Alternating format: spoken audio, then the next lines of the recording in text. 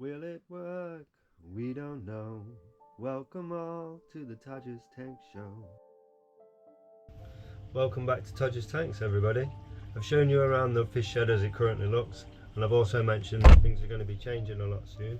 So I thought I'd take this opportunity while I've got some spare time waiting for something, just to show you the new side. It's at a stage now where I feel comfortable in showing it you. It's not quite that messy. Things are nearly there, just some finishing touches. So I'll flip you around and I'll just take you on a little tour, explain a little bit of what's coming, what I've already done. Familiar with the layout from the last video of the current fish shed. This is how I currently house all of my tanks. It's quite cramped.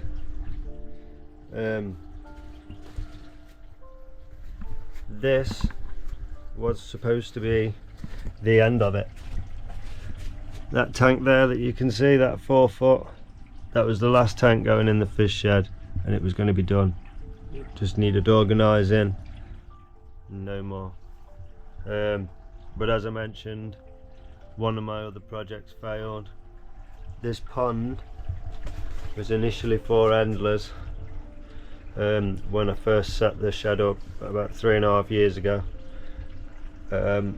My auntie actually had a family koi that we used to house. We had it for about 13 years, and then she had it for another 10 years at least, and she was having issues with the pond and she wanted to get rid of it. I couldn't lose the fish from the family, so I put him in here for a bit while I looked into different ways and where I could put a pond. So I ended up building this. It's a bit hard to see now, it's all been painted black. But this used to be outside of my fish shed. It is 4.5 foot by 4 foot by 3 foot deep at its deepest part. Sorry, just over 3 foot deep. And it was going to house just that one koi. He was 20 something years old, so I was pushing my luck, hoping to actually get him outside. And to be honest, I think if he did make it outside, he probably wouldn't have lasted over the winter. But I built the pond. It's built out of breeze blocks. Built it myself. It's blocks flat, and then there's just a single course of blocks laid normally to form a ledge. Underneath here is all 50mm Celotex. As this will be a tropical pond, it's going to be no filter, the same as everything else. But I'll be keeping something fun in there. It's going to be full nature style. I want to try and create a whole life cycle system in there, just to see how it works. But yeah, she's a beast. About 430 gallon, I think it is, in total. Where what was going to be the old filter system was going to sit, insulated as well. This is 2 foot by 2 foot by 2 foot, about 250 litres, 260 litres I think, 65 gallons. That will be housing a project of endlers. I think I'm going to put the wilder type in here, let them breed out. I will do another video at some point explaining what endlers are going in here, why, and what I aim to find out. Behind it, up on here, I'm going to be doing another endler breeding project. I will be taking the sump, which is currently down here. It's a 360 litre or 90 gallon tank. It's a metre long, 555mm deep and 625mm high. That will be going up on here, Again, no filter. The whole shed in the end will have no filters whatsoever. I'll have no air pumps and no filters. Everything will be filterless. Mainly to save on electric, and more predominantly, I'm fed up with the noise. I want to sit down here and be quiet, and no filter actually means it's easier to take care of. It just looks after itself once you've let nature take hold of it and do what it needs to do. So this is this little area. I have a seat, contemplation zone. As you can see, many cups of teas have been drank in the making of this. I just thought I'd take a moment whilst this is filling up,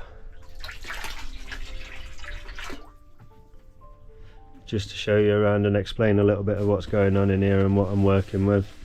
So over here along this back wall, it's just a little under 8 foot long, oh sorry, just a little over 8 foot.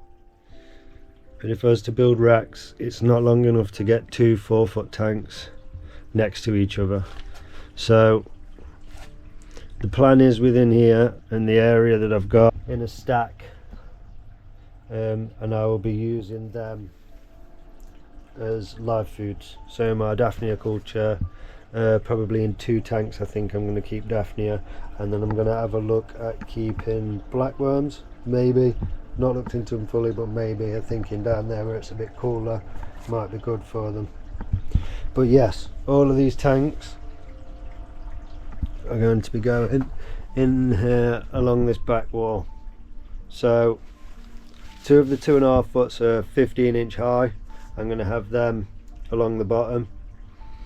The smaller tanks at the bottom there are actually 15-inch high, the same as the 2.5 foot. So it's going to go on the bottom 2.5 foot, a 15-inch high, 10 gallon high. New rack's going to start 2.5 foot, and then the rack's going to run to the end, and whatever space there is I will find something to fill it with. On the second row I'm going to have the big 4-foot tank.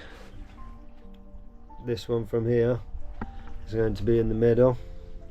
It's going to go across there, and then next to that the bottom 2.5 foot tank, this one here, which is 18-inch high, is going to sit on the same height as the 4 foot, because that's 18-inch high as well, and that's going to come across here, and then whatever in the space at the end. And then I'm going to rack all the way along the top. In there we're going to have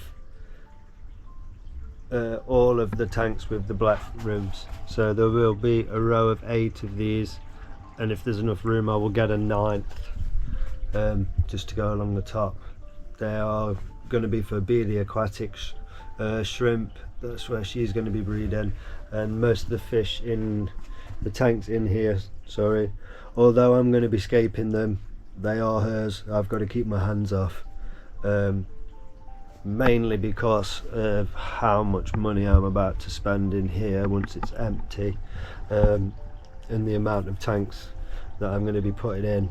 So this is 10 by 8 shed, so it's a little bit shorter than that now. It's all insulated on the inside, but along this back wall, if you can envision it, I am having 2 foot by 15 by a foot tanks in rows of 9, so lengthways, so the tanks go in that way, and you'll be looking at the short end. There will be 9 along the bottom, 9 in the middle of them, so 18. They are 20-gallon tanks, 20-gallon highs. They are going to be going in there, 2 rows, so 18 of them. And then on the top I'm going to be putting in again lengthways, 2 foot long by 10-inch high by 10-inch wide tanks along the top. I will get 11 in there. They are for my shrimp breeding, maybe fish, depending on what fills the tank first. And then if we turn around here, this wall is going to be empty to a point. and then once all this is out,